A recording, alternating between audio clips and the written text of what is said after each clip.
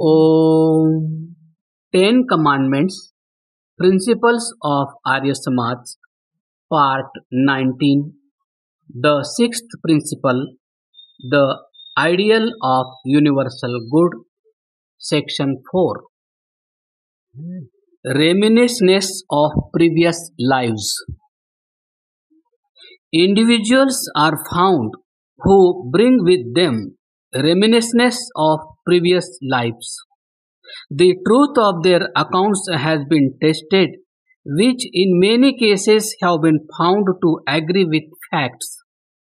The places they refer to and the persons whom they mention are found existing exactly as they describe them. This is proof positive of former and on the same analogy of following lives. The whole press in India was, a few days ago, resonant with what was thought to be the marvelous news of a girl born in September 1919, who, in company with her father B. Shamsundar Lal, station master Haldani, went on pilgrimage to Mathura. At Gokul, the girl, while passing by a house known as the old residence of Nanda, leapt out of the arms of her servant and ran to a building close by.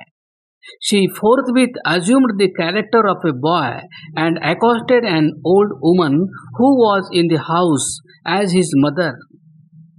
She inquired about the desk where he used to sit. To her present mother, she ordered a better lift to be offered. This done, she asked the latter to leave, as he had got in the midst of his own. When out of that house, she pointed to a shark in the Jumna and declared it was this animal which had caused her, she said, his death. The old woman who had accompanied the party wept as they recounted the incidents of the death of her late son in October 1918, and said that the reference of the girl was to that never to be forgotten dismal happening. This is one of the instances multiplying fast nowadays of remembrance of previous lives brought into the present span of existence by infants in various localities in more than one country. Transmigration in both rise and fall. We have already remarked that the process of transmigration is one checkered amidst irregular alterations of progress and retrogression. It is neither evolution nor uniform degeneration. The existence of human traits among social species of animals could not be accounted for if the former alternative were true.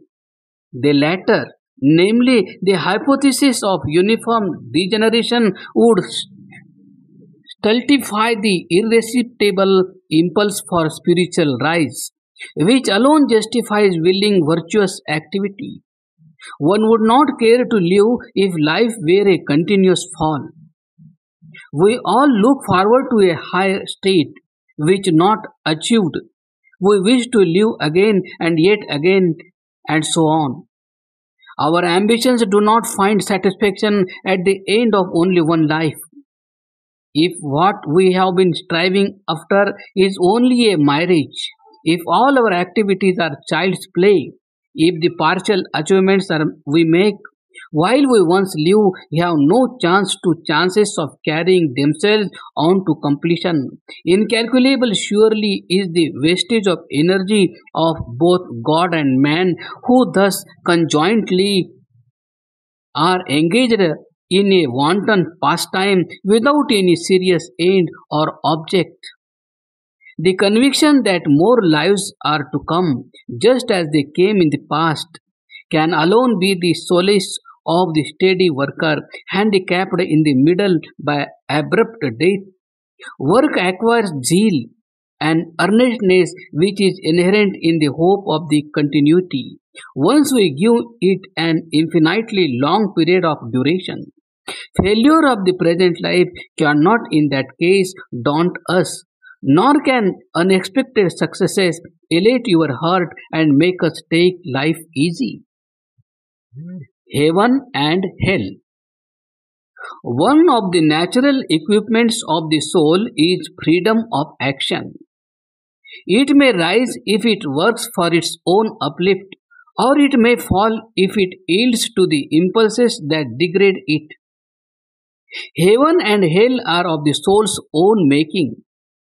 The species of animals in which some of the faculties of the soul are restricted, while a few perverse habits called bestial instincts, a result of misguided activity in a previous life or lives, are given an unrestricted chance of free play.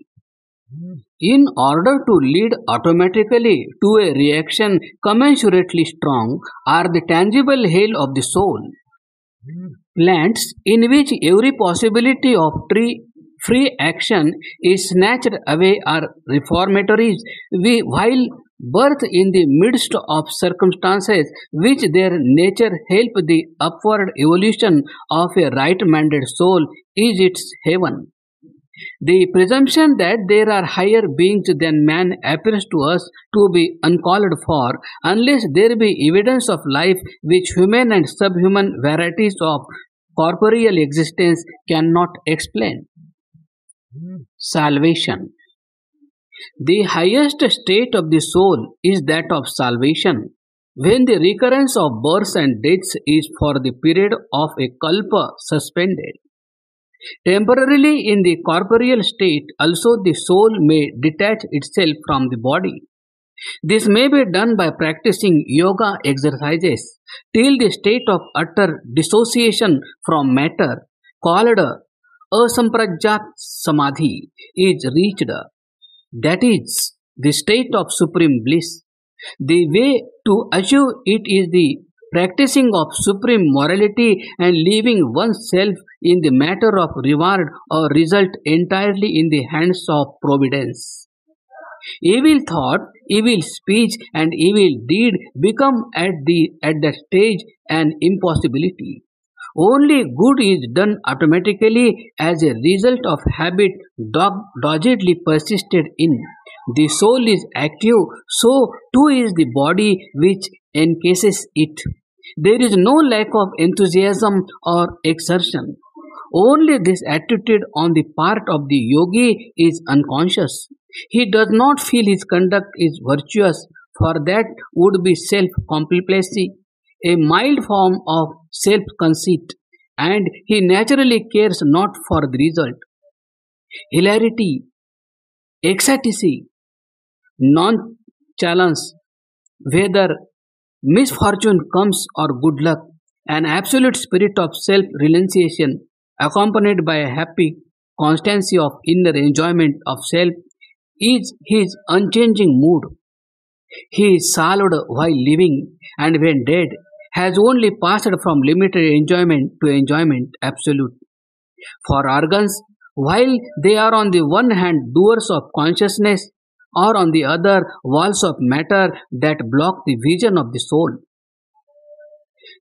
Bereft of hindrances, the soul is then in conscious enjoyment of the close proximity of the Supreme Soul, whose essential attribute is bliss.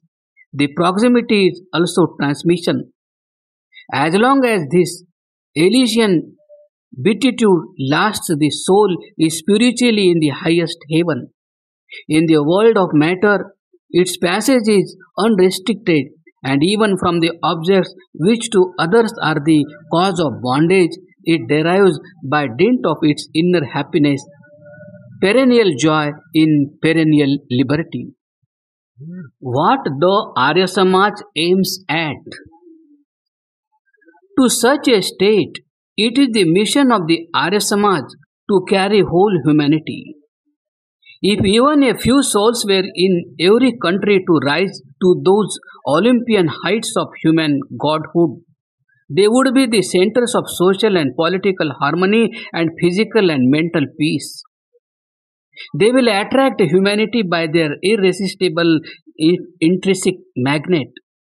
Their ever brimming love would be a scent fuel force which will swamp whole nations in mutual affection and esteem. Exploitation of the weaker by the stronger would then be a dream of the past. Tyranny of the shrewd over the instinctively simple would be an imaginary illusion over which the serious and the sane would only laugh as over a mental obsession of mad people. Prejudices will cease, truth will triumph, and justice will reign. When in their private lives people will honor equity as conducive to their spiritual advancement, when striking consequences of personal evil deeds will be a sign of weakness, an index to moral cowardice, they will not allow their social and political relations also to be stained by caste oppression or by perverse patriotism, which today is but another name of selfish love of national self aggrandizement. A new heaven will be born and a new earth over which the suzerainty will be not of kings but of ideals. The Vedas will be the code, the higher self of men and women will be the judge. Sins will be culprits, self punishment will be the jail.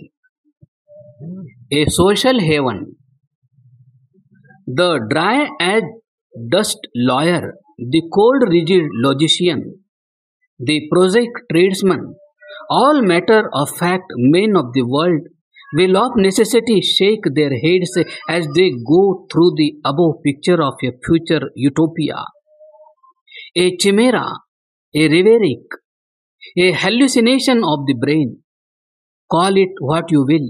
It is the hope of the philosopher, the reassurance of the self-confident seer. The reformer once lost has refound in it his bewildered cry. The mariner, all but drowned, sees before him the haven of peace. After boundless seas of boisterous storms, it is the dawn of a new day. Happy they who see eye to eye with the Rishi, for they alone can be saved. What hope for those who have made themselves hope proof? Continued.